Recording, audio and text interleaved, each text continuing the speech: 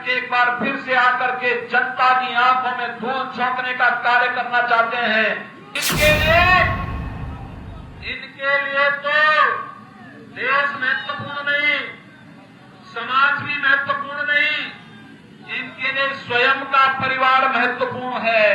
इन नौजवानों के जीवन के साथ जिन लोगों ने, कांग्रेस और राजद के लोगों ने जिन्होंने खिलवाड़ किया था, जिन लोगों ने पहचान का संकट खड़ा किया था, वही लोग आज रोजगार का एक झुनझुना लेकर के एक बार फिर से आकर के जनता की आंखों में धूल झोंकने का कार्य करना चाहते हैं।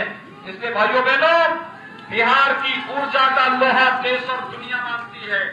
इनके इस रोजगार के झुनझुने में जाने की आवश्यकता नहीं। हम सब इस बात को जानते हैं, पहचानते हैं। ये लोग धोखा करने वाले लोग हैं। इन्होंने देश के साथ धोखा दिया। इनके लिए तो देश महत्वपूर्ण नहीं, समाज भी महत्वपूर्ण नहीं, इनके लिए स्वयं का परिवार महत्वपूर्ण है।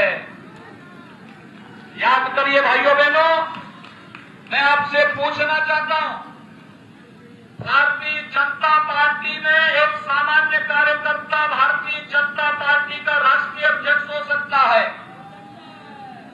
प्रधानमंत्री और मुख्यमंत्री बन सकता है, विधायक और सांसद बन सकता है, लेकिन क्या कांग्रेस में एक सामान्य कार्यकर्ता कांग्रेस का राष्ट्रीय अध्यक्ष बन सकता है क्या? क्योंकि वहां तो एक ही परिवार के लोगों को बनना है। और क्या ऐसे ही राजद के अंदर भी क्या कोई बाहर का कोई व्यक्ति वहां का अध्यक्ष बन सकता है क्या? तो फिर इनसे कुछ उम्मीद करते हैं क्या? और ये लोग तो फिर से बिहार में नक्सलवाद को और माओवादी हिंसा को भड़काना चाहते हैं, जिसे नीतीश कुमार जी ने 15 वर्ष पहले समाप्त कर दिया है। आज भाकपा माले के साथ और कम्युनिस्टों के साथ इनका गठबंधन इस बात की गारंटी दे रहा है, ये लोग फिर से अराजकता और जंगल राज लाने की तैयारी कर चुके हैं। और भाइयों बहनों, इसे बिहार के अंदर फिर से नहीं आने देना। याद करिए 6 वर्ष पहले आपने देश की बागडोर नरेंद्र मोदी जी के हाथों सौंपी थी,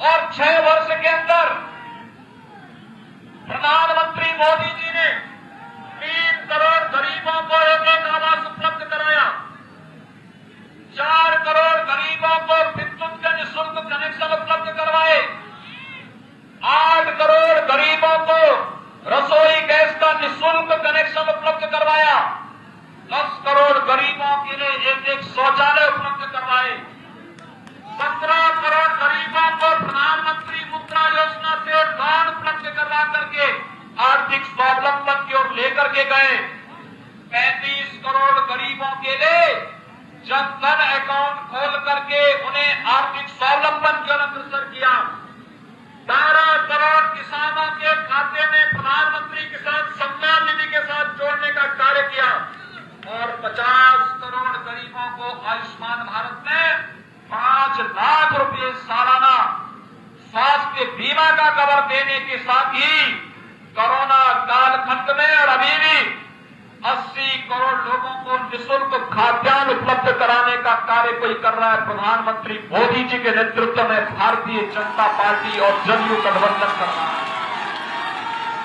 मैं पूछना चाहता हूं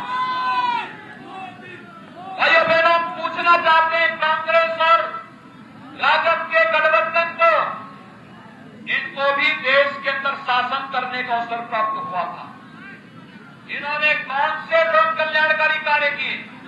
इन्होंने देश में समस्याएं जरूर दी, बेईमानी इन्होंने फैलाई, भ्रष्टाचार इन्होंने फैलाया, परिवारवाद इन्होंने फैलाया, जातिवाद इन्होंने फैलाया, नक्सलवाद इन्होंने फैलाया, आतंकवाद इन्होंने किया, और नारी गरिमा को भी ठेस इन्होंने पहुंचाई। प्रधानमंत्री मोदी जी ने जब 2019 में दूसरी बार प्रधानमंत्री पद की शपथ ली थी, तब उन्होंने कहा था कि पहले 5 वर्ष देश के गरीबों के कल्याण के लिए, अगले 5 वर्ष भारत के उत्थान के लिए, भारत को दुनिया की एक महाशक्ति बनाने के लिए हम लोग कार्य करेंगे। और भाइयों बहनों, उसकी शुरुआत होती है नारी गरिमा और सुरक्षा से। यद्यपि पहले अपने कार्यकाल में उन्होंने नारी गरिमा के लिए तमाम कार्यक्रम किए, बेटी बचाओ बेटी पढ़ाओ का कार्यक्रम रहा हो, या फिर 10 करोड़ परिवारों को शौचालय दे करके न केवल स्वस्थ रहने की बल्कि नारी गरिमा की रक्षा का अभियान उन्होंने प्रारंभ किया। अभी तो अगले चरण में भाइयों बहनों 3 तलाक की कुप्रथा को सदैव के लिए समाप्त करने का कार्य भी किसी ने का प्रधानमंत्री मोदी जी ने किया। नहीं तो इससे पहले आधी आबादी को अपमानित होना पड़ता था, लेकिन प्रधानमंत्री मोदी जी ने 3 तलाक की कुप्रथा के लिए सदैव के लिए उस पर प्रतिबंध लगा करके समाप्त करके नारी गरिमा की रक्षा भी 3 तलाक की कुप्रथा पर लगाम लगा करके करने का कार्य किया प्रधानमंत्री मोदी जी ने किया।